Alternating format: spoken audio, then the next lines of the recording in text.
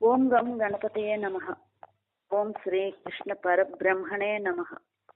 ఓం శ్రీ మాత్రే నమః.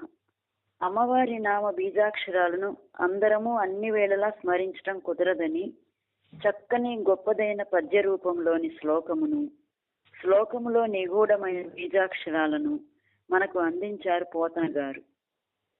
పోతన గారి పద్యము ఆ అమ్మవారిని ప్రార్థించటము, బీజాక్షరాలు నిక్షిప్తమై ఉన్నవి.